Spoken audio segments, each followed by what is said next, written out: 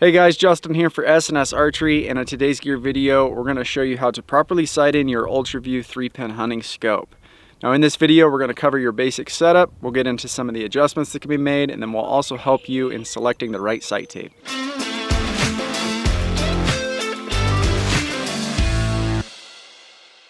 Alright guys, in this video today we are sighting in the UltraView 3-pin scope. Now this is a little bit different than our standard 3-pin sights just because of the middle pin being fixed. There's a few different steps that we're going to take, but really it's not that bad. You can see here I do have it mounted up on a Spot Hogg Fast Eddie. So this process is going to be the same for your Fast Eddie XL, your Tommy Hog, and your Hogfather. So as long as you follow along, the steps should just lay out the same. We'll get started. The first thing we need to do is obviously mount the sight up to the bow. So you can see here, Spot Hogg Fast Eddie mounted up to my Hoyt. The next step is setting our second and third axis adjustments. So mine's already done on my setup, but if you guys need instructions on how to do this, I'll go ahead and put a video link up right here. Now this is going to cover your Spot Hoggs, so that's what we're using today. So that it doesn't matter that I'm using the UltraView scope. You just follow along on the same setup, and you'll be able to set that second, third axis. So the next thing, and the first part of the sight in process, is we need to basically sight in our pins of the housing. So a little bit different, but we want to make sure that that fixed pin, the 30-yard, our floater pin, is in a good position so we have maximum dial range on this sight. So we'll go over here to the truck and I'll show you what I mean by that. All right, so the first part of this sight in process, we need to sight in the pins. Now, we're focused on the 30-yard pin. That's the most crucial one right now because it is our fixed pin and also our floater. And then the second part of this is we need to determine where at on the dial and portion of the rail where we want to start. If we start way low, it gives us the most yardage range available as we dial out and shoot. However, if we're too low, once we install the rack stop, if we ever decide to swap cartridges from, say, the 3-pin to a single, if we want that single pin to be at 20 yards, if we're going to have to lower the rack stop. Well, if we haven't left ourselves enough room, we're not going to be able to. So that single pin would ultimately still be a 30-yard pin to start with. So what I found is a good start point. Measure from the body of the sight to the bottom of the rail, and set it about 3/4 of an inch. That's going to give you enough adjustment. You're still going to have plenty of distance to dial out. So we're going to go ahead and lock that in for now. I'm going to step up to 30 yards, use my middle pin and shoot. If for some reason I need to make an elevation adjustment, here where the mount of the front of the sight mounts to the rail, I'm going to move that up and down if I need to. Once I'm really close, if I need to dial down just a little bit, I will. But you don't want to go less than, say, 5/8 of an inch. You want to try to keep somewhere in the ballpark of that 3/4 of an inch. So we'll go ahead and shoot 30 yards and see where we're at. So high, probably 10 inches and a little bit to the right. So I am going to have to make an adjustment on the portion of the mount where it mounts to the rail. So it's too far to just dial, so I know I'm going to have to adjust the mount. So I'll go ahead and demonstrate that here at the truck.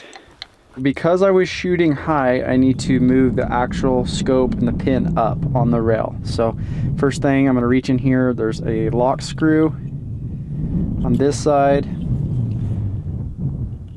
and a lock screw on this side. I'm just going to loosen those up. Next, I'm going to come to the main bolt here on the top. Loosen up that one, and then on the back side. So one thing that I've done, as you can see here, is now my second axis is going to be off. So I'm going to get it close. One thing you'll want to do at the end of this process is if you have to make an adjustment on this piece here, you're going to want to reset that second axis. So I'm just going to move it up one entire notch.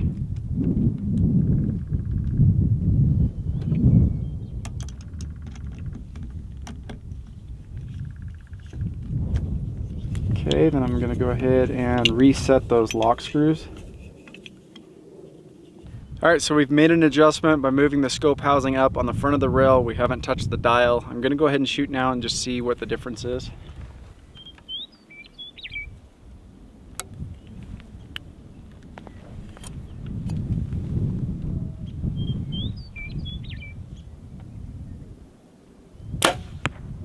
because I'm really close, if I had to fine tune that elevation just a little bit, I could dial now. So as long as I stay within that 5/8 of an inch, that'll be good.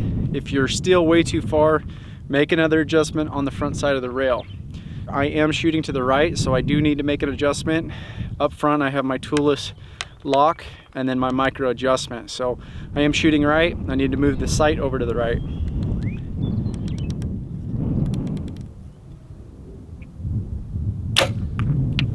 That looks pretty good. Shoot a couple more just to verify.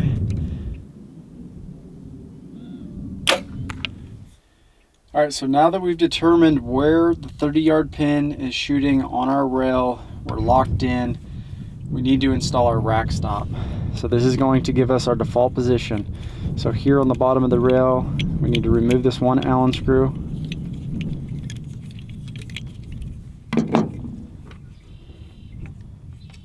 Grab our rack stop, and we're just going to slide it up to where it meets the body of the sight itself.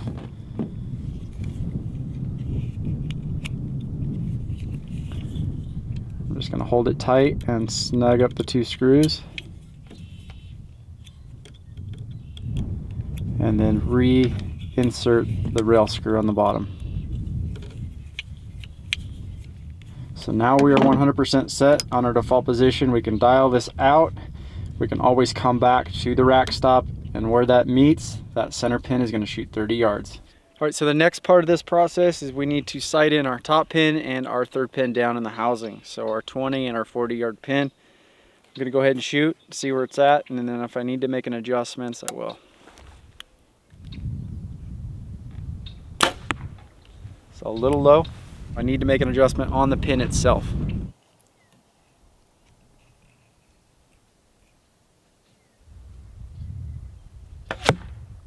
All right, so my 20-yard pin is pretty much right on. I'm going to move back to 40. We're just going to check that pin as well. This one's shooting just a little bit high. Yep, pretty consistent. So I need to move this pin up as well. All right, so just remember, we haven't touched the dial. We're still in default position. We're just moving the pins themselves. So I've made those adjustments on that third pin, the 40-yard. Go ahead and shoot.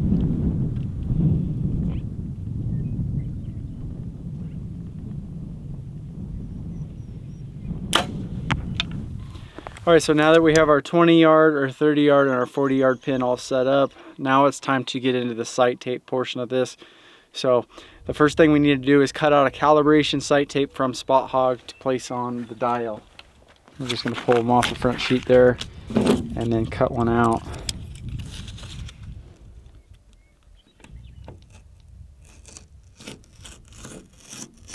There's a 20 mark here on the calibration tape. We just need to line that up with the single pointer. Get it as close as possible.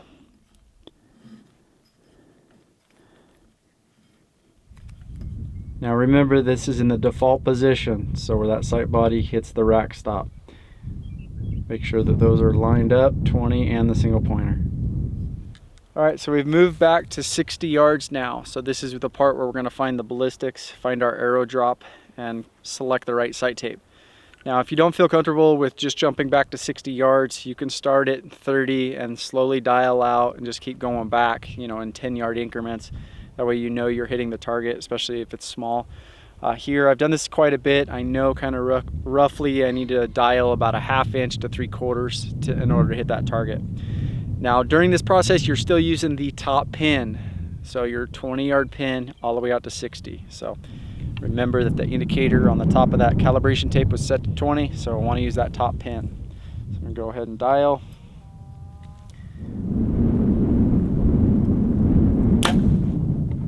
So I was low, so I'm going to go ahead and dial a little bit further down.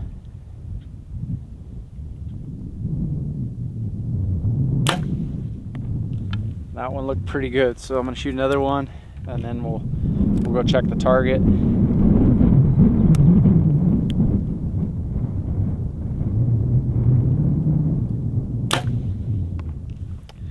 All right, so my first shot was the low one. I made a dial adjustment, and shot 2 of the arrows. So very consistent. I'm just gonna dial back just a hair, and then we will see where that shoots.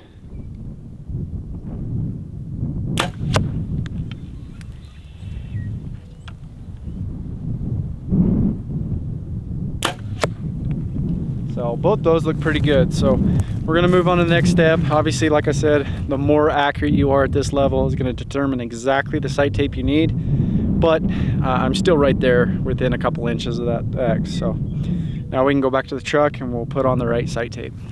If we look where our single pointer is, it's basically all the red numbers are evens, all the black hash marks are odds. So it looks like I am about sight tape 17.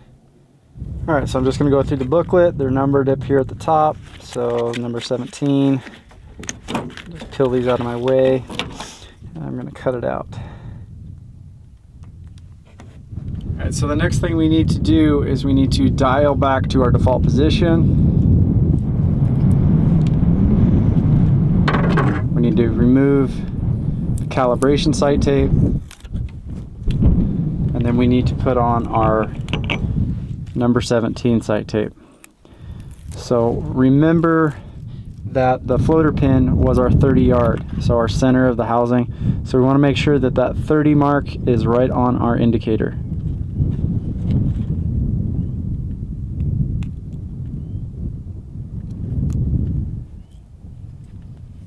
Alright guys, so now that we have the correct sight tape installed, we can come out of the default position and dial to just about any yardage that we want to shoot.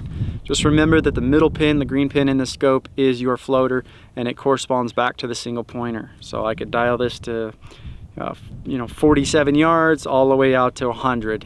The middle pin is going to shoot that distance. Now if you guys want a different option as far as a single pointer, you want to maybe use the triple pointer from Spot Hogg, you can do that as well. So that's going to give you the ability to set your top pin, have an indicator for it, your middle pin, and your bottom pin. So ideally you have three floaters. So that is an option. Now as far as the finishing up this setup, I would definitely practice and re-verify that the sight tape and everything is perfect for you. Shoot a bunch, test it a bunch, go back in the default position, shoot 20, 30, 40, make sure everything's perfect. If you have to make an adjustment for your 20 or your 40 yard pin, just remember to do it in the housing. Your 30, that's, like I said, the most important one. We want to start there and make sure it's perfect before we install the rack stop in our default position. So the last thing I'll get into is, being that I had said 3/4 of an inch from the body of the sight to the bottom of the rail in the first part of the video, that has to do with swapping the cartridges. One of the cool things about these UltraViews is I have a 3-pin here. If I wanted to shoot a single pin, I could simply swap these out. So the one thing about how I had you guys install the rack stop fairly high to begin with is, if I were to swap these out right now, this single pin becomes 30 yards because the indicator, the sight tapes, they're set up for 30 yards, the middle of the housing. This pin is in the middle as well. So if you want to run it at 20, I'll demonstrate what you need to do as far as having the single pin set up at 20 yards instead of 30. Simply loosen up the rack stop.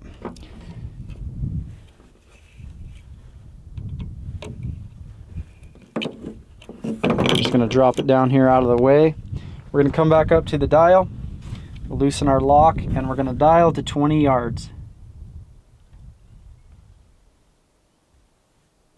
Once it's right at 20, that single indicator, I'm going to lock it in place. I'm going to slide the rack stop up.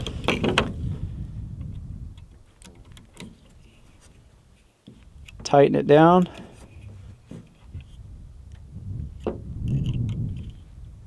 And then we're going to remove and swap the cartridges. Pull out the cartridge, put in the new single pin, and tighten it down.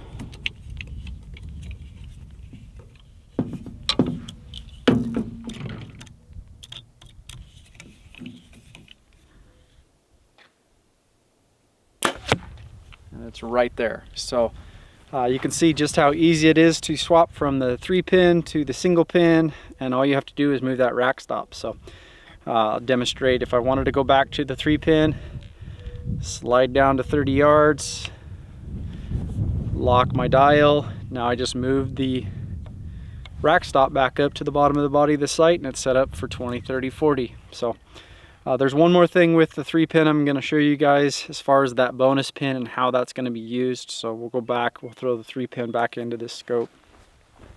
The way you determine in the default position what that pin is going to shoot is start about 50 yards, shoot. If you shoot high, just keep moving back until you come down to the center of that X on the target. So I'll shoot a couple and we'll figure it out on my bow setup and where that pin's going to shoot.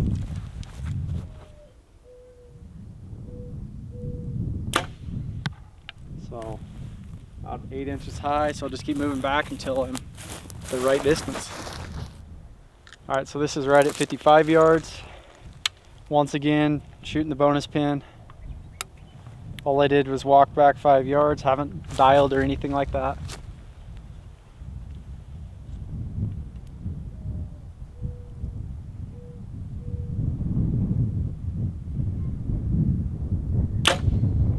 And right in the middle. So bonus pin for me is 55 yards. So that pretty much concludes the video. Hopefully it wasn't too much for you guys.